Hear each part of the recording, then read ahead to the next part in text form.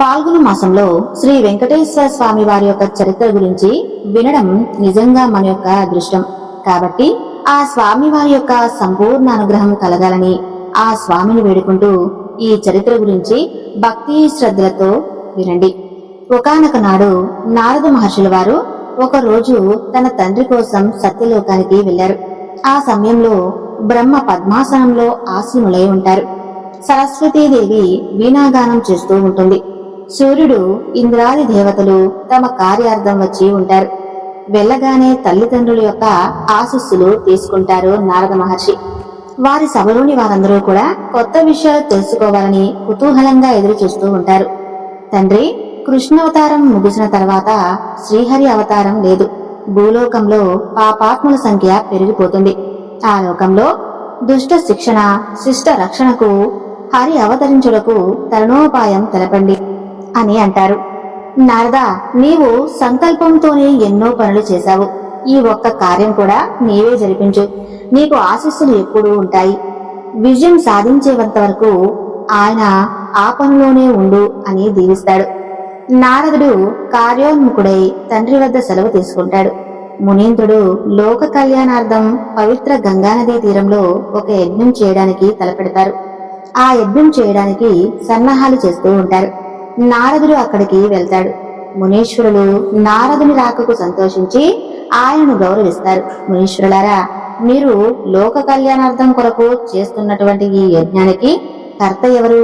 త్రిమూర్తులలో ఎవరికి ఈ ఫలాన్ని సమర్పిస్తున్నారు? తెలపండి. ఈ విషయంలో నాకు కలిగినటువంటి ధర్మ సందేహాన్ని నివృత్తి చేయండి అంటాడు నారదుడు.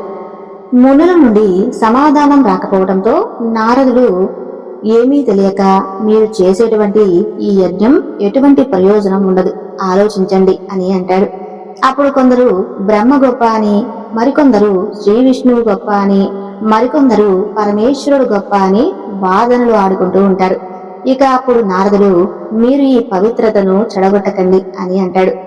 అప్పుడు మహాత్మా, కాబట్టి మీరే సెలవివ్వచ్చు కదా అని అంటాడు మహర్షి. త్రిమూర్తులలో ఎవరు సత్వగుణ ప్రధానులో వారికి సమర్పించండి. అందుకు యజ్ఞశాలి తపశ్శాలి అయినటువంటి భృగు మహర్షిని పంపించండి అని అంటాడు. అప్పుడు అందరూ కలిసి కరచాల ధ్వనులు చేసి అభినందిస్తారు.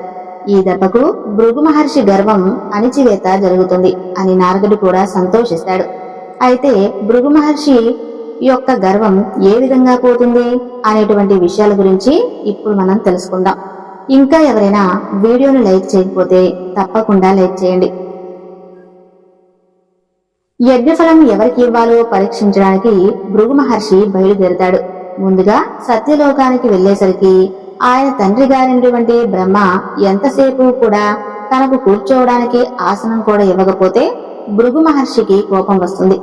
నాకు గౌరవం ఇవ్వలేదు, నేను వచ్చినటువంటి పని తెలుసుకునేందుకు ప్రయత్నం కూడా చేయలేదు, నాలాంటి పండితుణ్ణి అవమానం చేశావు కాబట్టి నీకు ఇదే నా శాపం. నీవు భూలోకంలో పూజలు జరగకుండా ఉండేందుకు నేను నిన్ను శపిస్తున్నాను అని చెప్పి వెళ్లిపోతాడు. ఆ తర్వాత కైలాసానికి వెళతాడు. అక్కడ పార్వతి పరమేశ్వరులు నృత్యం చేస్తూ ఉంటారు. నందీశ్వరుడు, భృంగేశ్వరుడు, చండీశ్వరుడు ప్రమద ఘనాలు శివనామస్మరణలో తేలిపోయి ఉంటారు. ఇక కైలాస పర్వతం అంతా కూడా ప్రణవనాదంతో మారుమోగిపోతూ ఉంటుంది. భృగువు శివుని యొక్క ఏకాంత మందిరంలోకి వెళ్లిపోతాడు. ద్వారపాలకులు అడ్డుకుంటారు. ఆయన కూడా అదేమీ వినకుండా లోపలికి వెళ్లిపోతాడు. అయినా పార్వతి మహర్షిని చూడగానే పక్కకు వెళ్లిపోతుంది. పరమేశ్వరుడు భృగువును చూసి, నీవు బ్రహ్మ వంశతో పుట్టావు కదా, సకల శాస్త్రాలు వేదాలు చదివిన వాడివి, మహా తెలివైన వాడివి, కనీసం మర్యాదలు కూడా తెలియకపోవడం సిగ్గుచేటు అని త్రిశూలాన్ని పైకెత్తాడు. అప్పుడు పార్వతీదేవి అడ్డుకుంటుంది. భృగు మహర్షికి కోపం వచ్చి, నేను వచ్చిన పని ఏంటో తెలుసుకోవడానికి ప్రయత్నం కూడా చేయలేదు కాబట్టి నన్ను శిక్షించాలని కూడా అనుకుంటున్నారు. నీకు కూడా నాకిదే శాపం. నీ రూపానికి బదులు శివలింగానికే పూజలు అందుకునేలాగా నీకు శపిస్తున్నాను అని చెప్పి భృగు మహర్షి పరమశివుడిని శపిస్తాడు. అక్కడ నుండి సరాసరి వైకుంఠానికి వెళతాడు భృగు మహర్షి. సత్యలోకం బ్రహ్మలోకాలలో తనకు గౌరవం ఇవ్వకుండా తనే కోపించినందుకు ఆగ్రహం మీద వైకుంఠానికి వెళ్లిపోతాడు. ఆ తర్వాత అక్కడ అంతా కూడా భోగ భాగ్యాలకు పుట్టినిలులా లక్ష్మీప్రదమై నయనాందకరంగా ఉంటుంది. వైకుంఠం భృగు వెళ్లేసరికి నారాయణుడు శేషుపై సేవించి ఉంటాడు. లక్ష్మీదేవి ఆయన పాదసేవ చేస్తూ ఉంటుంది. వారిరువురూ కూడా భృగు యొక్క రాక తెలియనట్లుగా ఉంటారు. అసలే అవమాన భారంతో సతమతమవుతూ ఉన్నటువంటి భృగువు వేగంగా వెళ్లి విష్ణువు యొక్క వక్షస్థలంపై తన యొక్క కుడికాలితో తంతాడు. నిర్ఘాంతపోయినటువంటి లక్ష్మీదేవి కిందకు దిగుతుంది. నారాయణుడు ఒక్క ఉదుటిన దిగి ఆయనను శేషతాన్పుపై కూర్చోబెట్టి, మహర్షి, నా ఆభరణములు తగిలి మీ కాలికి గాయమైందేమో అని పాదాలు ఒత్తుతూ ఆయన అరికాల్లో ఉన్నటువంటి జ్ఞాననేత్రాన్ని చింపేశాడు. మహర్షి, మీరు గొప్ప తపస్సంపన్నులు, మీరు ఏ కార్యార్థం వచ్చారో కాస్త తెలియజేయండి అని అంటాడు. మహానుభావ, మీ పట్ల నా యొక్క అనుచిత ప్రవర్తనకు నేను చాలా సిగ్గుపడుతున్నాను, నన్ను క్షమించండి అని వేడుకుంటాడు భృగు మహర్షి.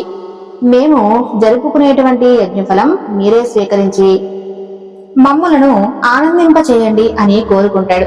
అందుకు విష్ణు అంగీకరిస్తాడు. ఆ తర్వాత ఆ వివరాలన్నీ కనుక్కొని ఆ యజ్ఞం పూర్తయ్యేసరికి ఆ ఫలాన్ని తీసుకుంటారని చెప్పాడు. నైమిషరణ్యానికి వచ్చి జరిగిందంతా కూడా చెప్పి ఆ నారాయణుడే సత్వగుణ సంపన్నుడు అని చెప్తాడు. భృగువు మాట ఇచ్చినట్లుగా హరియత్నం చివరి యజ్ఞగుండం నందు ప్రత్యక్షమై యజ్ఞఫలాన్ని స్వీకరిస్తాడు. ఆ తర్వాత వైకుంఠానికి వెళ్లిపోతాడు. నారాయణుడి యొక్క వక్షస్థలం లక్ష్మీ నివాసం. అక్కడ భృగు మహర్షి తన కాలుతో తన్నేసరికి నారాయణుడు కోపగించుకోలేదు, పైగా క్షమాపణ కూడా కోరాడు. ఇది ఆమె చింతకు కారణమైంది. ఆమె అవమానంగా భావించి 14 భువనాలకు అంటే అతల, వితల, సుతల, తలాతల, రసాతల, మహాతల, పాతాల, భూలోక, భువర్లోక, సువర్లోక, తపోలోక, మహాలోక, చపర్లోక, సత్యలోకము అని అర్థం. ఆద్య అయినటువంటి 33 కోట్ల దేవతలకు దేవదేవుడు 84 లక్షల జీవరాశులకు రక్షణకర్త అయినటువంటి నారాయణుడిని ఇలా చేయడం భరించలేక ఆవేదన వ్యక్తం చేసింది లక్ష్మీదేవి. అప్పుడు శ్రీమన్నారాయణుడు, లక్ష్మి, భృగువు మనకు బిడ్డలాంటి వాడు, పైగా మన భక్తుడు. పిల్లలు చేసిన తప్పులు తల్లిదండ్రులు క్షమించినట్లే మన భక్తుల తప్పులను మనం క్షమించాలి కదా అని అంటాడు. అనియిస్తూ, మీరు మాటల మేధావి, మీరెన్ని చెప్పినా సరే నా మనసు మాత్రం నొచ్చుకుంది. మన రుణానుబంధం నేటితో సరి, ఇక నేను ఇక్కడ ఉండలేక వెళ్లిపోతున్నాను అని అవమానించినటువంటి ఆ భృగువును వదిలిపెట్టారు. అతను మనల్ని వేరు చేసినటువంటి దుర్మార్గుడు కాబట్టి ఆ వెలుగుకు అతని బ్రాహ్మణ జాతికి ఇదే నా శాపం. బ్రాహ్మణ జాతి వారు దరిద్రులై విద్యలను అమ్ముకుని జీవించెదరుగాక అని శపిస్తుంది. లక్ష్మీదేవి నారాయణుడు ఎంత చెప్పినా కూడా వినిపించుకోకుండా అక్కడి నుంచి వెళ్లిపోతుంది. ఆమె అక్కడి నుండి కోల్లాపూర్ అంటే నేటి కర్ణాటక రాష్ట్రంలో అన్నమాట అక్కడికి వెళ్లిపోతుంది. అక్కడ తపమాచరించుకోసాగింది. నారాయణుడు భూలోకంలో ప్రవేశించి లక్ష్మీ లక్ష్మి అంటూ వెతకడం ప్రారంభిస్తాడు. కనిపించే జంతువులతో ఆమె గురించి వకాబు చేస్తూ చెట్టనక పుట్టనక కొండలనక కోనలనక పిచ్చివాడై తిరుగుతూ ఉంటాడు. పాపం అరణ్యాలు పట్టుకుని తిరుగుతూ తిరుపతి సమీపంలో లక్ష్మి గురించి తపస్సు ప్రారంభిస్తాడు. అప్పుడు ఆకాశవాణి సువర్ణముఖి నదీ తీరంలో తపస్సుని ఆచరించు, అప్పుడు నీకు కోరిన కోరిక తీరుతుంది అని వినిపిస్తుందన్నమాట. అక్కడ తపస్సు చేసి అక్కడ నుండి తిరుమల అంటే ఆదివరాహ క్షేత్రాన్ని చేరి ఒక చింత చెట్టు కింద పుట్టలో చేరి లక్ష్మి గురించి ధ్యానం చేస్తూ తపమాచరించుకోసాగాడు శ్రీమన్నారాయణుడు. ఆ తర్వాత లక్ష్మీ నారాయణుడు లేక వైకుంఠం కళావిహీనమైనది. ఆ విషయం తెలుసుకున్న నారదుడు సత్యలోకానికి వెళ్ళాడు. తండ్రి గారైనటువంటి బ్రహ్మ దగ్గరకు వెళ్లి, తండ్రి, మీరు చెప్పిన విధంగా శ్రీహరిని భూలోకం వెళ్లే విధంగా చేసి లక్ష్మీ నారాయణులను వేరు చేశాను. ఎప్పుడూ కూడా ఐశ్వర్యంతో కలకలలాడుతూ ఉంటుంది వైకుంఠం. ఇప్పుడు దరిద్రంతో మునిగిపోయింది. లక్ష్మీమాత కోల్హాపూర్లో తపస్సుని ఆచరించుకుంటుంది. నారాయణుడు వెంకటాచలంలో పుట్టలో క్షీణించి ఉన్నాడు. మీరు ఎలాగైనా సరే ఆయనను కాపాడాలని ప్రార్థన చేస్తాడు. సరే నారద, ఈ విషయం లక్ష్మీదేవికి వెళ్లి చెప్పు అని నారదుడిని పంపిస్తాడు. ఆ తర్వాత ఆయన శివుని వద్దకు వెళతాడు. నారాయణుడికి మనం ఆహారం ఇవ్వాలని నిర్ణయించాం. మన ఇద్దరం ఆవు దూడగా మారి ఆయనకు క్షీరాన్ని ఇచ్చినా బాగుంటుంది అని నాకు అనిపిస్తుంది అని చెబుతాడు. శివుడు అంగీకారాన్ని తెలుపుతాడు. నారదుడు లక్ష్మి వద్దకు వెళ్లి, అమ్మా, ఐశ్వర్యానికి ఆలవాలైనటువంటి మీరు ఇలా నారా చీరలు ధరించి సామాన్య స్త్రీ వలె తపస్సు ఎందుకు చేస్తున్నారు అని అంటాడు నారదుడు. నారద, భృగు మహర్షి చేసినటువంటి అవమానం మరిచిపోలేను, అందుకే ఈ తపస్సు అని అంటుంది. తల్లి, అక్కడ నారాయణుడు నిద్రాహారాలు మానేసి నిన్నే కలవరిస్తూ శేషాచలం అడవుల్లో ఒక పుట్టలో ఉన్నారు. మీరు బ్రహ్మరుద్రులతో వెళ్లి ఆయనను కాపాడండి అని చెప్పి వెళ్లిపోతాడు. నారాయణుని యొక్క స్థితికి కాసేపు చింతిస్తుంది లక్ష్మీదేవి. ఆ తర్వాత బ్రహ్మరుద్రుల్ని ప్రార్థిస్తుంది. వారిరువురు వెంటనే ఆమెకు ప్రత్యక్షమవుతారు. లక్ష్మీదేవి జరిగిందంతా చెప్పి అందుకు తగినటువంటి సలహా ఇమ్మని వేడుకుంటుంది. అప్పుడు జగన్మాత, మేము ఆవు దూడగా మారతాం, మీరు గొల్లబామగా ఆ రూపంలో వచ్చి మమ్మలను చంద్రగిరి రాజులైనటువంటి చోళరాజుకు విక్రయించడం, మేము క్షీరాన్ని నారాయణులకు ఇస్తామని చెబుతారు. బ్రహ్మ ఆవుగాను, పరమేశ్వరుడు దూడగాను, లక్ష్మీదేవి గొల్లబామ వలె మారిపోతారు. లక్ష్మీదేవి ఆవు దూడతో చంద్రగిరి రాజైనటువంటి చోళు రాజును కలిసి ఆవు దూడను చూసి, రాజా, ఇవి ఉత్తమ జాతికి చెందినవి, సామాన్య ప్రజలు వీటిని పోషించలేరు, కాబట్టి మీరు తీసుకుని తగినంత ధనాన్ని ఇవ్వండి అని చెబుతుంది. ఆ రాజదంపతులకు దూడ బాగా నచ్చుతాయి. తగినటువంటి ధనాన్ని ఇచ్చి లక్ష్మీదేవిని పంపిస్తారు. ఆ రాజు పశువుల కాపరిని పిలిచి, ఈ ఆవును శ్రద్ధగా మేపు, పాలు పితికి అంతఃపురానికి పంపించు అని చెబుతాడు. ఆవుల కాపరి మేపుతున్నప్పుడు ఆవు మంద నుండి పక్కకు వెళ్లిపోయి ఎవరూ కూడా చూడకుండా పుట్టలో ఉన్నటువంటి శ్రీహరికి పాలిస్తూ గోపాలుడికి మాత్రం పాలు ఇవ్వడం లేదు. అది కొంతకాలం అలాగే గడిచిపోయింది. రాణికి గోపాలుడిపై అనుమానం వచ్చింది. లేగదూడ ఉన్నటువంటి ఆవు పాలు ఇవ్వకపోవడం ఏమిటి అని, అతని పాలు అమ్ముకుంటున్నాడా లేక తనే వాడుకుంటున్నాడా అనే అనుమానం వస్తుంది. వెంటనే రేపటి నుండి ఆవు పాలు తీసుకురావాలి, లేకపోతే శిక్ష విధిస్తామని చెబుతుంది. మరునాడు అతను ఆ ఆవును గమనిస్తూ ఉంటాడు. అది పుటలో క్షీరధార వదలడం చూసి చేతిలో ఉన్నటువంటి గొడ్డలిని పైకెత్తాడు. అది గమనించినటువంటి హరి తటాలున పైకి లేవటంతో ఆయనకు దెబ్బ తగులుతుంది. అది చూసి గోపాలుడు మూర్ఛపోతాడు. ఆ వెంటనే హరి యొక్క రక్తంతో ఎర్రబారినటువంటి శరీరంతో అంబా అని అరుస్తూ రాజును పుట్టవద్దకు తీసుకుని వస్తుంది. అక్కడ తలపై గాయంతో రక్తం కారుతూ ఉన్నటువంటి నారాయణుడిని చూసి, తమరెవరో సెలవేయండి, నన్ను క్షమించండి అని అంటాడు. నన్ను ఎవరనుకున్నావు అని చెప్పి నారాయణుడు సాక్షాత్కరిస్తాడు. రాజా, ముందు వెనుక ఆలోచించకుండా గొడ్డలతో కొట్టినందుకు నీవు పిశాచి అవునుగాక అని రాజును శపిస్తాడు స్వామివారు. నేను గోపాలుడును కొట్టమని చెప్పలేదు, నాకు శాప విముక్తి కలిగించండి అని ఆ రాజు ప్రార్థిస్తాడు. రాజా, నా శాపానికి తిరుగులేదు అని నీవు ఈ అవతారం చాలించిన తర్వాత ఆ వంశంలోనే ఆకాశరాజుగా జన్మిస్తావు. నీ కుమార్తె పద్మావతిని నేను వివాహం చేసుకుంటాను, నాకు వజ్ర కిరీటం ఇస్తావు, తర్వాత నీకు మోక్షం కలుగుతుంది అని చెబుతాడు. ఆ తర్వాత మూర్ఛ నుండి లేచినటువంటి గోపాలుడు తనను కూడా క్షమించమని ప్రాధేయపడ్డాడు. నీకు నేను వరం ఇస్తున్నాను, నేను ఈ లోకంలో వచ్చిన తర్వాత నేను చూసినటువంటి మొదటి వ్యక్తివి నీవి. నేను త్వరలో ఇక్కడ శ్రీనివాసుడుగా అవతరించబోతున్నాను. ప్రతిరోజు కూడా నా మొదటి దర్శనం మీ వంశం వారికి అని చెబుతాడు. గోపాలకుడు వలన గాయపడిన నారాయణుడు గాయం మానుటకు కావలసినటువంటి ఔషధం కొరకు వెంకటాచల అడవుల్లో తిరుగుతూ ఉంటాడు. విషయం తెలుసుకున్నటువంటి దేవగురువు బృహస్పతి నారాయణ వద్దకు వచ్చి, నారాయణ, భక్తుల కొరకు ఎన్ని ఇబ్బందులు పడుతున్నారు, మీ గాయం తగ్గడానికి కావలసినటువంటి ఔషధం చెబుతాను, వాడి చూడండి. జిల్లేడు పత్తిని మేడి పాలతో తడిపి గాయంపై పట్టుగా వేయడం వలన మానిపోతుంది అని చెప్పి వెళ్లిపోతాడు. శ్రీహరి మేడి చెట్టును వెతుకుతూ పోతుండగా ఒక వర్ణమాల కనిపిస్తుంది. లోపల కృష్ణుడి భజన జరుగుతూ ఉంటుంది.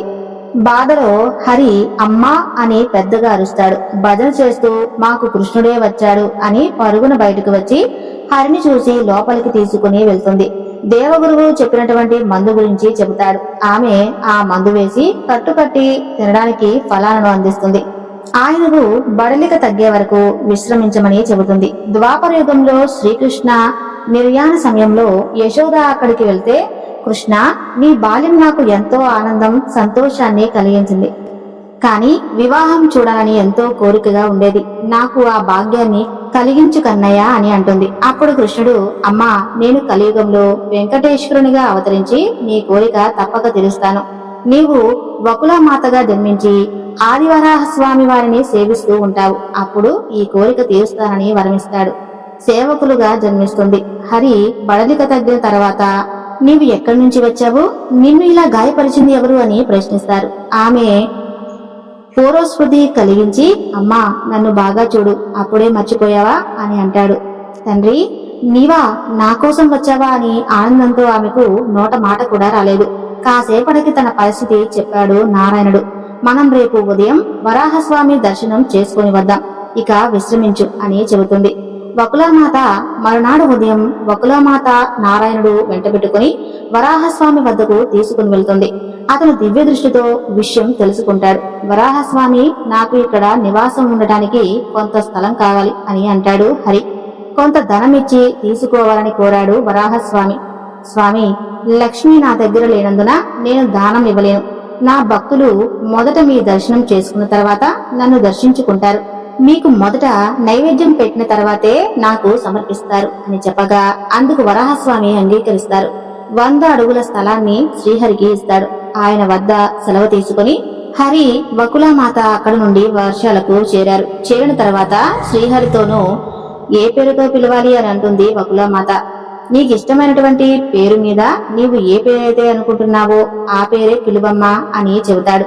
నేటి నుండి నీకు శ్రీనివాసులు అనే పేరు పెడుతున్నాను అని అంటుంది వకులామాత. అలా హరి శ్రీనివాసుడు అయ్యాడు. నేటి నుండి తిరుపతికి 30 మైళ్ళ దూరంలో ఉన్నటువంటి నారాయణపురం రాజధానిగా చేసుకుని సుదర్శుడు అనేటువంటి రాజు పరిపాలన చేస్తూ ఉంటాడు. శ్రీహరి శాపం వలన పిశాచిగా మారినటువంటి చోళరాజు స్వల్పకాలంలో శరీరం చాలించి సుదర్శునికి ఆకాశరాజు అనేటువంటి కుమారుడుగా జన్మించాడు. రాజదంపతులు సుధర్ముని అల్లారు ముద్దుగా పెంచుకుంటూ ఉండేవారు. అలా ఒకనాడు వేటకు వెళ్లిన అలసిపోయి కపిలతీర్థం దగ్గర విశ్రాంతి తీసుకోవలసి కూర్చొని ఉంటాడు. అదే సమయంలో నాగకన్య అక్కడికి స్నానం చేయాల్సి వస్తుంది. ఆమెను చూసినటువంటి రాజు ఇష్టపడతాడు. వెంటనే గాంధర్వ వివాహం చేసుకుంటాడు. వారిరువురికి జన్మించిన వాడు తోండమానుడు. సోదరుడు ఆకాశరాజుకు రాజ్యాన్ని తోండమానుడికి అప్పగించి కన్ను మూస్తాడు. ఆకాశరాజు ధర్మం తప్పకుండా పాలన చేస్తూ ఉంటాడు. ఆకాశరాజు భార్య ధరణీదేవి ప్రజలందరినీ కూడా కన్న బిడ్డలుగా భావించేది. కాని ఆయనకు పిల్లలు లేరు. ఈ చింత వారిని బాధ పెడుతూ ఉండేది. అలా ఒకరోజు వారు తమ కుల గురువు అయినటువంటి ఒక మహర్షిని ఆహ్వానిస్తారు. ఆయనకు పాద పూజ చేస్తారు. ఆ తర్వాత తమకు ఉన్నటువంటి వేదన తొలగించమని ప్రార్థిస్తారు. రాజా, పుత్రకామేష్టి యాగం చేస్తే తప్పకుండా సంతానం కలుగుతుందని చెబుతాడు. మంచి ముహూర్తం ఖరారవుతుంది. బ్రాహ్మణుని రావించి కావలసిన ఏర్పాట్లు చేశారు. యాగశాల కోసం భూమిని బంగారు నాగలితో దున్నుతుండగా నాగలికి ఏదో తగిలినట్లు అనిపిస్తుంది. అది ఒక పెద్ద పెట్టె. అందులో ఒక పద్మంపై ఉన్నటువంటి ఒక పసిపాప. వెంటనే ఆకాశంలో మెరుపు నుండి ఆకాశవాణి ఇలా వినిపిస్తుంది. రాజా, నీ యొక్క పూర్వజన్మ సుకృతం వలన ఈమె నీకు లభ్యమైంది హరిస్తుంది. ఈ మాట తథ్యం. అక్కడ ఉన్న వారందరూ కూడా ఆ మాటలను విని సంతోషం వ్యక్తం చేశారు. ఆ తర్వాత యాగాన్ని రాజదంపతులు భక్తి శ్రద్ధలతో పూర్తి చేసుకున్న తర్వాత సుఖ మహర్షితో రాజమందిరానికి వెళ్లారు. మహర్షి, ఈ బిడ్డకు మీరు నామకరణం చేయించండి అని కోరుకుంటారు. రాజా, పద్మంలో మనకు కనిపించింది కాబట్టి పద్మావతి అని పేరు పెట్టండి అని చెబుతాడు. వారు పద్మావతి అని పేరు పెట్టారు. ఆ పాపను అల్లారు ముద్దుగా పెంచుతూ ఉండేవారు. తొందరలోనే వారికి వసుదేవుడు అనేటువంటి కుమారుడు కూడా జన్మిస్తాడు. ఇరువురు పిల్లలను అల్లారు ముద్దుగా చూసుకుంటూ ఉండేవారు. పద్మావతి శుక్లపక్ష చంద్రుడి వలె దినదిన ప్రవర్తమానై సకల విద్యను నేర్చుకుంది. 14 సంవత్సరాలకే యుక్త వయసు వచ్చింది. ఒక శుక్రవారం గౌరీ పూజ చేసిన తర్వాత చలికత్తెలతో ఆడుకుంటూ ఉంటుంది. నారదుడు నారాయణ నామాన్ని జపిస్తూ అక్కడికి వస్తాడు. ఆయనకు నమస్కారం చేసి ఆసనంపై కూర్చోబెట్టి అతిథి మర్యాదలు చేసింది. ఆయన సంతోషించి, అమ్మా, ఒక్కసారి నీ చేయి చూపి నీకు భవిష్యత్తు తెలియజేస్తాను అని అంటాడు. ఆమె చేయి చూసి, నీ చేతిలో పద్మ ప్రజా సమస్యలు ఉన్నాయి. నారాయణుడే నీకు భర్త అవుతాడని, కళ్యాణం ప్రాప్తిస్తుందని ఆశీర్వదించి వెళ్లిపోతాడు. వకులామాత పరిచర్యలతో చాలా కాలం గడిచిపోయింది. ఒకరోజు శ్రీనివాసుడు తల్లితో, అమ్మా, నాకు వేటకు వెళ్లాలని ఉంది, అనుమతి ఇవ్వాలని కోరుకుంటాడు. శ్రీనివాసుడు. ఆ అడవిలో క్రూర మృగాలు నాకు భయంగా ఉంటుంది, నీవు మరలా వచ్చే వరకు నాకు భయంగానే ఉంటుంది అని అంటుంది. అమ్మా, నా గురించి నీకు తెలుసు కదా, నీ చిన్న కోరిక తీర్చమ్మా అని అంటాడు. అలాగే అని తల ఊపుతుంది. ఒక రోజు శ్రీనివాసుడు ధనుర్బాణాలతో వేటగాని వస్త్రాలు ధరించి తల్లి ఆశీస్సులు తీసుకుని అరణ్యంలోకి ప్రవేశిస్తాడు. శ్రీనివాసుడు ధనుష్టాంకారం చేస్తాడు. ఆ యొక్క శబ్దం పిడుగులు పడినట్లుగా ఉంటుంది. దాంతో మృగాలన్నీ కూడా వాటి యొక్క నివాసాలకు పరుగులు తీస్తాయి. పద్మగల బాణాలతో ఏనుగులను తరిమేస్తాడు. అడవి పందులను, సింహాలను సంహారం చేస్తాడు. ఇంతలో ఒక మదపుడేనుగు ఇంకా ధ్వని వినిపిస్తుంది. ఆ ధ్వని వచ్చిన వైపు వెళ్లి దాన్ని పరిగెత్తిస్తూ వెంబడి అతి కష్టం అనిపించి బ్రాహ్మణ తరచుగా ఆయన ఒక శ్వేత స్వామిని పంపిస్తాడు. దాన్ని అధిరోహించి వెంబడిస్తాడు. అది చాలా దూరం. శ్రీనివాసులకు ఆ తర్వాత కనిపించలేదు. అప్పటికే అలసిపోయినటువంటి శ్రీనివాసుడు కాసేపు సేద తీర్చుకునేందుకు కాసేపు అలా ఆగుతాడు. సమీపంలో ఉద్యానవనం కనిపిస్తుంది. ఈ లోపలకు ప్రవేశిస్తాడు. అక్కడ ఉన్న కోనేటిలో నీళ్లు తాగి తాను కూడా తాగి విశ్రాంతి తీసుకునేందుకు ఒక మహాబోధి వృక్షం కింద విశ్రాంతిద్దామని వెళ్తుంటే మధురానుభూతిని కలిగించేటువంటి గానం వినిపిస్తుంది. అందులో పద్మావతి చిలికెత్తలతో అక్కడికి వస్తుంది. ఆమెను చూసి భూలోకంలో ఇంతటి సౌందర్యులు ఉన్నారా అని ఆశ్చర్యపోతాడు. ఆమె చిలికత్తెలతో అతనెవరో ఇక్కడికి ఎందుకు వచ్చాడో కనుక్కోండి అని చిలికత్తెలను పంపిస్తుంది. వారు శ్రీహరి వద్దకు వెళ్లి తమరు ఎవరు, ఇక్కడికి ఎందుకు వచ్చారు అని ప్రశ్నిస్తారు. నేను ఒంటరివాణ్ణి, శేషాచలం నా నివాసం అని చెబుతాడు. పద్మావతి అతన్ని సమీపిస్తుంది. ఆమెతో శ్రీనివాసుడు మీ యొక్క నామం ఏమిటి, మీ తల్లిదండ్రులు ఎవరు అని ప్రశ్నిస్తారు. నేను ఆకాశరాజు కుమార్తెను, నా తల్లి ధరణి అని చెబుతుంది. ఆ తర్వాత మీ యొక్క రూపురేఖలు నన్ను ఎంతగానో ఆకర్షించాయి. నీవు నా కోసమే జన్మించావు. నిన్ను చూడకుండా నేను ఉండలేను. నీకు ఇష్టమైతే వివాహం చేసుకుంటానని చెబుతాడు. పద్మావతి కోపంతో వేటగాని బయటకు వెళ్ళమని మహారాజు కుమార్తె అయినటువంటి నేనెక్కడ, పిచ్చి ప్రళయపాలు మాని వెళ్లిపోండి అని అంటుంది. అప్పుడు రాకుమారి మీరు లేకుండా నేను వెళ్ళను అని అనాగే ఆమె ఆగ్రహంతో చెలికత్తెలకు సైగ చేస్తుంది. వారు అతడిని రాళ్లతో కొట్టగా ఆ దెబ్బలకు గాయాలతో రక్తం కారుతూ తన యొక్క నివాసంలోకి అడుగు పెడతాడు. శ్రీహరి శ్రీనివాసులు పక్కపై పడి పడుకుంటాడు. తల్లి ఇచ్చినటువంటి ఫలహారం కూడా తినలేదు. ఒక్క మాట శ్రీనివాసుల వద్ద కూర్చుని గాయాలతో ఉన్నటువంటి శ్రీనివాసులను చూసి బాధపడుతుంది. తండ్రి, నిన్ను గాయపరిచింది ఎవరు అని అడుగుతుంది. ఆయన మౌనాన్ని వహిస్తాడు. నాయనా, నా దగ్గర కూడా దాపరికం ఎందుకు అని పదే పదే అడుగుతుంది. అప్పుడు అమ్మా, నేను ఒక మదపుడేనుగును వేటాడుతూ అలసిపోయి ఒక ఉద్యానవనంలో అడుగుపెట్టి కొలనులో నీరు త్రాగి విశ్రాంతి తీసుకోవాలని అనుకుంటున్నాను. అంతలో రాకుమార్తె కనిపించేసరికి ఆమెను వివాహం చేసుకుంటానని అన్నాను. ఆమె ఈ విధంగా కొట్టించిందని చెబుతాడు.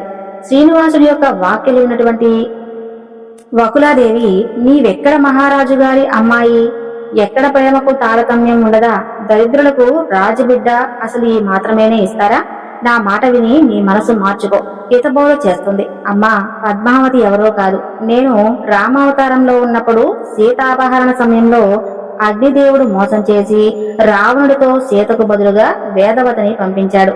రావణ సంహారం తర్వాత సీత అగ్ని ప్రవేశం చేసిన తర్వాత అగ్ని ఇద్దరు సీతతో వచ్చి జరిగినటువంటి విషయాన్ని చెప్పాడు. అప్పుడు సీత వేదవతిని వివాహం చేసుకోమని కోరింది. కలియుగంలో చేసుకునేందుకు అంగీకారం తెలిపాను. ఆ వేదవతి, ఈ పద్మావతి ఆనాడు నేను ఇచ్చినటువంటి మాట నిలబెట్టుకోవాలి కదమ్మా అని అంటాడు శ్రీనివాసులు. ఒకటేమో పద్మావతికి ఉద్యానవనం నుండి వచ్చిన తర్వాత నుండి శ్రీనివాసుడు జ్ఞాపకం రాసాగాడు. ఇక చెవులకు చెప్పడానికి తల్లికి చెబుదామంటే బికారి గురించి నీకెందుకు అని అంటుంది. తండ్రికి చెబితే తన స్థాయి కాదేమో అని అంటాడేమోనని చెప్పి ఎవరికీ చెప్పకుండా నిద్రపోవటం లేదు, ఆహారం తీసుకోవటం లేదు, ఆటపాటలు లేవు. మనోవ్యాధితో మంచం ఎక్కింది. శరీరం మండుతుంది. నిద్రలో పిచ్చిగా కలవరిస్తుంది. కుమార్తె యొక్క వ్యాధి రాజదంపతులకు అంతు పట్టందయింది. వైద్యులను, భూత వైద్యులను పిలిపించి మందలించారు. యంత్రాలు కట్టించారు. అయినా కూడా మార్పు లేదు. దేవాలయాల్లో పూజలు, అభిషేకాలు, దాన ధర్మాలు చేశారు. అయినప్పటికీ కూడా ఎలాంటి మార్పు లేదు. మనోవ్యాధికి మందు లేదు కదా. రోజు రోజుకు అనారోగ్యం ఎక్కువైపోయింది. శ్రీనివాసుడుకు పద్మావతిని చూసిన నాటి నుండి ఆలోచనలే ఆలోచనలు. నిద్ర కూడా పట్టడం లేదు. ఆకలి వేయడం లేదు, దప్పిక లేదు. నిజరూపంలో వెళ్లి ఉంటే ఆమెను ఇష్టపడి ఉండవచ్చు కదా. ఇలా ఆలోచనతోటి రాత్రంతా కూడా నిద్ర కూడా పట్టడం లేదు. తెల్లవారిపోయింది. కుమారుడు బాధపడుతూ ఉండడం చూడలేక, నాయనా, ఒకసారి ఆకాశరాజుని కలిసి వస్తాను. నా యొక్క శక్తి వంచన లేకుండా నేను నీకు కృషి చేస్తానని ఆమె నారాయణపురం వెళ్తుంది. శ్రీనివాసులు బాగా ఆలోచన చేస్తాడు. కుమార్తెను ఇవ్వలేమని భావించి ఎరుకలసానిగా మారి ఆకాశరాజు ఇంటి దగ్గర తిరుగుతూ ఉంటుంది వకులాదేవి. సోరి చెప్పే ఎరుకలసాని పిలుపునిచ్చింది ధరణీదేవి. నీవు బాగా చెబితే నీకు మంచి బహుమతులు ఇస్తామని చెబుతుంది. ఎరుకలసాని రూపంలో ఉన్న శ్రీనివాసులు ఎదురుగా పద్మావతి కూర్చోబెట్టి గద్దెలపై పసుపు కుంకుమ పెట్టి చేయడంలో ముత్యాలు పోయించారు. మూలదేవతకు మొక్కులు మొక్కి మొదలు పెట్టాడు. బొమ్మకు నమస్కారం చేసింది. వినాయకుడికి, వీరభద్రుడికి, త్రిమూర్తులకు, కంచి కామాక్షి, మధుర మీనాక్షి, త్రిమూర్తులకు, అష్టదిక్పాలకులకు పూజించి మీరందరూ కూడా మా పూజలందుకొని ఈ మనసులో ఉన్న కోరిక చెప్పండి అని కోరుకుంది. మొత్తం కూడా పద్మావతి చేతిలో ఉంచి అందరూ దేవతలు ఆవహించారు. నీ మనసులో ఒక చింత ఉంది, అది మంచిదా కాదా అని అడుగుతున్నావు. అది మంచిదే. అదృష్టం అంటే నీదే. నా మనసు పారేసుకున్న నీ చేతిలో కళ్యాణ రేఖ ప్రకాశిస్తుంది. ఆ వరుడు లభించలేదు అని దిగులు పడుతూ ఉన్నావు. ఈ బుట్టలో చూడండి, ఆ వరుడు కనిపిస్తాడు అని అంటుంది. పద్మావతి సిగ్గుతో తలదించుకుంటుంది. ముక్కోటి దేవతలు అడ్డుపడినా మీ వివాహం ఆగదు అని అనగానే పద్మావతి లేచి తన గదిలోకి వెళ్లిపోతుంది. సిగ్గుతో ధరణీదేవి ఆశ్చర్యంగా ఇదంతా నిజమేనా అని అంటుంది. పువ్వులో పుట్టినటువంటి ఆమె అడగ్గానే బహుమతులు తీసుకుని వెళ్లిపోయింది. ఆ ఎరుకలసాని ఆ తర్వాత ఎరుకలసాని యొక్క మాటలతో అప్పటిదాకా ఉన్నటువంటి విచారం మాయమై ఆమె ముఖంలో ఆనందం కలుగుతుంది. ఇది గమనించినటువంటి ధరణీదేవి ఆకాశరాజుకు విషయం అర్థమవుతుంది. నాదా, అల్లారు ముద్దుగా పెంచినటువంటి పద్మావతిని అడవుల్లో నివసించేటువంటి అతనికి ఇవ్వడానికి నా మనసు అంగీకరించడం లేదు అని చెబుతుంది. దేవి, నారద మహర్షి శ్రీనివాసులు అల్లుడు అవుతాడని చెప్పాడు. ఈ మాట వ్యర్థం కాదు కదా. సుఖ మహర్షిని పిలిపించి వివరాలు మాట్లాడదాం అని అంటాడు. అంతలో పద్మావతి అక్కడికి వచ్చి, నేను ఆ ఉద్యానవనంలో చూసినటువంటి అతన్ని తప్ప ఎవరిని వివాహం చేసుకుని నిశ్చయం అని చెప్పి అక్కడి నుంచి వెళ్లిపోతుంది. మాతా వరాహస్వామికి విషయమంతా చెప్పి ఆయన యొక్క ఆశీస్సులు తీసుకుని నారాయణపురం బయలుదేరుతుంది. తమ ఇంటికి వచ్చినటువంటి ఆశ్రమవాసిని రాజదంపతులు తగిన విధంగా సత్కరిస్తారు. అమ్మా, తమను ఎవరు, ఎక్కడి నుండి వచ్చారు, మా వల్ల కావలసినటువంటి సహాయం ఏమిటి తెలపండి అని అడుగుతాడు. నేను శేషాచలం నుంచి వచ్చాను. మా శ్రీనివాసుడు మీ అమ్మాయిని ఉద్యానవనంలో చూస్తే మనసు పారేసుకున్నాడు. అతను సాక్షాత్తు శ్రీహరే. నా కుమారుణ్ణి అల్లుడు చేసుకున్నారు అంటే మీకంటే అదృష్టవంతులు ఎవరు ఉండరు అని ముగించింది. మేము పెద్దల సమక్షంలో చర్చించిన తర్వాత నిర్ణయం తీసుకుంటాం, నీకు కబురు చేస్తామని చెప్పారు. ఆమె ఆ దంపతులను ఆశీర్వదించి ఆ తర్వాత శేషాచలాన్ని బయలుదేరి వెళ్లిపోయింది. వకులామాత వెళ్లిన తర్వాత ఆకాశరాజు తన తమ్ముడైనటువంటి తోండమానుణ్ణి పిలిపించి, నీవు వెళ్లి సుఖమహర్షిని తీసుకునిరా, ఆయనతో పద్మావతి పెళ్లి విషయం మాట్లాడాలి అని చెబుతాడు తోండమానుడు. తోండమానుడు వెళ్లి సుఖమహర్షి వెంట పెట్టుకుని వస్తాడు. మహర్షి సత్కరిస్తాడు. ఆ తర్వాత ఆకాశరాజు, మహర్షి, నారద మహర్షి శేషాచలంలో ఉన్నటువంటి శ్రీనివాసుడే పద్మావతికి తగినటువంటి వాడు అని చెప్పాడు. ఉద్యానవనంలో అతన్ని చూసి అతనినే వివాహం చేసుకుంటాను అంటుంది పద్మావతి. ఒక ఎరుకలసాని సోదిలో ఆయన శ్రీహరి అని చెబుతుంది. ఇంతకు ముందు ఆశ్రమవాసి శ్రీనివాసుడు యొక్క తల్లి అని చెప్పి వచ్చి అతని యొక్క మనోభిష్టం చెప్పి వెళ్ళింది. ఈ విషయంలో మేము ఏ నిర్ణయం తీసుకోవాలో మిమ్మల్ని సలహా అడుగుదామని పిలిపించాం. తగిన సలహా ఇచ్చి చేయండి.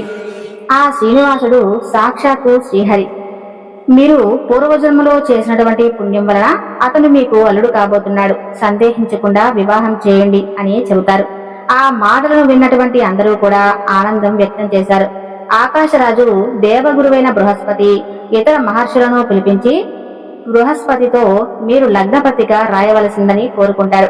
శ్రీహరి వివాహ పత్రిక వ్రాసి ఎటువంటి అవసరం అవకాశం రావడం, నాయకులు మహేశార్థం అని అతని అల్లుడు కావడం అని మీ యొక్క పూర్వజన్మ సుకృతం, మీ వల్ల సర్వ మానవ కోటి తరించగలరు అని అంటాడు. పంచాంగం చేతిలో తీసుకుని శ్రీనివాసుడు పద్మావతి యొక్క నామ నక్షత్రాలు ఘటన చేసి వైశాఖ శుద్ధ దశమి శుక్రవారం మంచి ముహూర్తం అని చెప్పి నిర్ణయించాడు. అప్పుడు ఆకాశరాజు లగ్న పత్రికను కూడా బృహస్పతి వాయువు అంటే ఆయన్ను సమర్థించాడు. ఆకాశరాజు శ్రీనివాసులు రాసినటువంటి లేఖ తమకున పద్మావతినిచ్చి వివాహం జరుపుటకు పెద్దలు నిశ్చయించారు. అందుకు ఈ యొక్క వైశాఖ శుద్ధ దశమి శుక్రవారం మంచి ముహూర్తం కుదిరింది. కాబట్టి తమరు బంధుమిత్ర సపరివార సమేతంగా వచ్చి మా కన్యాదానం స్వీకరించి మమ్మలను కృతార్థులను చేయు ప్రార్థన. ఇట్లు ఆకాశరాజు. ఆ తర్వాత సుఖ మహర్షికి ఈ లేఖను లగ్న పత్రికను ఇచ్చి శ్రీనివాసుని వద్దకు పంపించారు. సుఖ మహర్షి ఆశ్రమం చేరగానే శ్రీనివాసుడు నమస్కారం చేశాడు. ఆ తర్వాత అతిథి మర్యాదలు చేశాడు. అనంతరం ఆకాశరాజు పంపించిన పత్రికను ఆకాశరాజు పంపించినట్టు ఉత్తర్వులకు సుఖ మహర్షి శ్రీనివాసుకు ఇచ్చాడు. ఆ లేఖను చదివి సుఖ మహర్షిని అనేక విధాలుగా కొనియాడాడు. వకులమాత ఇచ్చినటువంటి ఆతిథ్యం స్వీకరించాడు. ఆకాశరాజు గారి యొక్క పాద పద్మాల సన్నిధికి శేషాచలం నివాసి అయినటువంటి శ్రీనివాసుడు ఆనందించి కృతజ్ఞతతో రాయలేక విషయాలు తాము పంపిణీ శుభలేఖ చూసి నేను చాలా సంతోషిస్తున్నాము. సపరివారంగా వచ్చి కన్యాదానం స్వీకరించారని మనవి చేస్తున్నాను. ఇట్లు శేషాచలం నివాసి అని శ్రీనివాసుడు రాసినటువంటి లేఖను సుఖ మహర్షికి అందించాడు. సుఖ మహర్షి ఆ లేఖను ఆకాశరాజుకు ఇచ్చాడు. అది చదివి రాజు ఎంతగానో ఆనందించాడు. సుఖ మహర్షిని సన్మానించారు. నారాయణ స్మరణ చేస్తూ శ్రీనివాసుని వద్దకు వచ్చి నమస్కరించాడు నారదుడు. హరి 4 ఆసనంపై కూర్చోబెట్టాడు. అలక్షణం త్రేతాయుగంలో వేదవతికి ఇచ్చినటువంటి మాట చెల్లిస్తున్నారు. ఆ వేడుక చూసి దానిలోతు అని అన్నాడు. నారదుడు నారద కళ్యాణికి కావలసినటువంటి ధనం నా వద్ద లేదు. లక్ష్మి లేకుండా పోయింది కాబట్టి నా చేతిలో ధనం లేదు. రాజుగారితో వియ్యం ఏం చేయాలి? తగినటువంటి ఉపాయం చెప్పండి అని అంటాడు హరిస్వామి. ఎందుకు చింతన? మీకు ధనం కుబేరుల వద్ద తీసుకోవచ్చు కదా అని అంటాడు నారదుడు. శ్రీహరి గరుడుని ద్వారా వర్తమానం కుబేరులకు పంపిస్తాడు. కుబేరుని హరి దగ్గరకు చేర్చాడు. నారదుడు కుబేరుడితో ఈ యొక్క వైశాఖ శుద్ధ దశమి శుక్రవారం శ్రీహరికి వివాహం నిశ్చితార్థం జరిగింది కదా, అందుకే నీ ధన సహాయం చేసి ఈ కార్యాన్ని గట్టెక్కించు అని కుబేరుడు అంగీకరించాడు. 3364 కోట్ల రమణులను ఇచ్చి పత్రం రాయించుకున్నాడు. అందుకు సాక్షులుగా బ్రహ్మ పరమేశ్వరుడు సంతకాలు చేశారు. కుబేరుని ఇచ్చిన వాడికి వడ్డీ చెల్లించి కలియుగాంతమును మొత్తం చెల్లించమని హరి చెప్పాడు. కుబేరుడు సంతోషంగా వెళ్ళాడు. శ్రీనివాసుడు కళ్యాణానికి ధనం సమకూర్చినందుకు ఎంతో సంతోషించాడు. ఇక హరి తన సోదరుడు గోవిందరాజస్వామి వారిని పిలిచి సోదర కుబేరుడు వద్దకు వెళ్లి ధనం తీసుకుని విశ్వకర్మకు పిలిచి వసతి గృహాలు నిర్మించు అని చెబుతాడు. గోవిందరాజస్వామి వివాహానికి కావలసినటువంటి మందిరాలు, మండపాలు, ప్రాంగణాలు నిర్మిస్తాడు. శేషాచలం కలియుగ వైకుంఠమైంది. గోవిందరాజస్వామి చేతిలో ధనం లేక ఉండడం వలన ధనం ఖర్చు పెట్టినట్లు వడ్డీ పెరుగుతూ ఉంటుంది. అమ్మా, శుభలేఖలు ఎవరెవరికి పంపించాలో చెప్పు అని అంటాడు. హరి, నాయనా, నీవు దేవదేవి 14 లోకాలలో అందరికీ శుభలేఖలు పంపించమని చెబుతుంది. ఒక గర్భిణీకి శుభలేఖలు అందజేయాలని పంపించాడు. శ్రీహరి ఆహ్వానితులందరూ కూడా బయలుదేరి శేషాచలానికి చేరుకున్నారు. బ్రహ్మ, సరస్వతి, శివపార్వతులు, ఇంద్రుడు, నారదుడు, అష్టదిక్పాలకులు, బృహస్పతి, మహర్షులు, అప్సరసలు, వినాయకుడు మొదలైనటువంటి వారందరూ కూడా హరినివాసం యొక్క వివాహానికి వచ్చేశారు. పంచభక్ష పరమన్నాలు అతిథులకు వడ్డించి కస్తూరి తాంబూలాలు ఇచ్చి సత్కరించారు. పరిమళాలు వెదజల్లుతూ అనసూయ, సరస్వతి, పార్వతి నలుగు పెట్టారు. గంధర్వ కాంతలు మంగళ స్నానం చేయించి పట్టు పీతాంబరాలు కట్టించి ఆభరణాలను అలంకరింపచేశారు. గరుడునిపై కూర్చోబెట్టారు. పరమేశ్వరుడు శంఖం పూరించగా దేవతలందరూ కూడా భారీగా యొక్క వాహనాలను అధిరోహించారు. ప్రకటించగా మంగళవారం శేషాచలం విడిపోయారు. ఆ తర్వాత నారాయణపురం సమీపాన ఉన్నటువంటి ఒక మహర్షి ఆశ్రమానికి చేరుకున్నారు. సుగమహర్షి శ్రీనివాసుకు నమస్కారం చేసి పాదపూజ చేసి, హరి, దయామయ నాయక, ఆశ్రమాన్ని పావనం చేసిన ఆదిత్యాన్ని స్వీకరించండి అని వేడుకుంటాడు. అందరూ కూడా ఆశ్రమంలో తృప్తిగా భోజనం చేశారు. సుఖమహర్షి స్వామిని స్తుతించి సాగనింపాడు. ఆకాశరాజు నారాయణాపురంలో చలువ పందిళ్లు వేయించి మంగళ తోరణాలు కట్టించి శోభాయమానంగా ఉంచారు. అందమైనటువంటి దీపాలు ఏర్పాటు చేశారు. రంగురంగుల రంగవల్లులు వేయించారు. ధరణీదేవి ముత్తైదులను రాయించి పద్మకు 4 పెట్టించి ఆ తర్వాత పన్నీరు స్నానం చేయించారు. పట్టు వస్త్రాలు కట్టించి రత్న ఖచ్చిత ఆవరణాలను అలంకరింపజేశారు. అందులో హరిపుర ప్రవేశం చేస్తున్నారు అని సేవకులు వార్త అందించారు. ఆకాశరాజు శ్రీనివాసులకు ఎదుర్కోలు కావించడంతో మంగళవాద్యములు నడుమ మంత్రి సామంతరాజులు వెంటరాగా శ్రీనివాసునికి ఎదురేగి ఆయనను గజవాహనంపై ఆకాశరాజు కూర్చుండబెట్టి పురవీధుల్లో ఊరేగించి విడిది మందిరంలోకి వెంటబెట్టుకుని అక్కడ నుండి తీసుకుని వెళ్లారు. కళ్యాణానికి వచ్చినటువంటి బ్రహ్మాది దేవతలకు ఋషులకు తగు మందిరాలను ఏర్పాటు చేశారు. శాశ్వతమైన విందును పెట్టించారు. తాంబూలాలు ఇచ్చి సత్కరించారు. ఆ రాత్రి అందరూ కూడా విశ్రమించారు.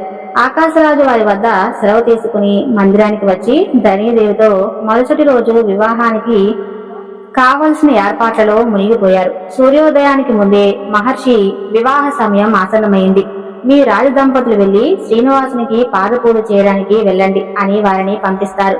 వారు వెళ్లి 10 రూపాయలు పూలు చెందిన అక్షంతలు ధూపదీపాలతో పాదపూజ చేస్తారు. ముత్యాల పల్లకితో శ్రీహరి కూర్చుంటే కర్పూర నీరాజనాలు సమర్పించారు.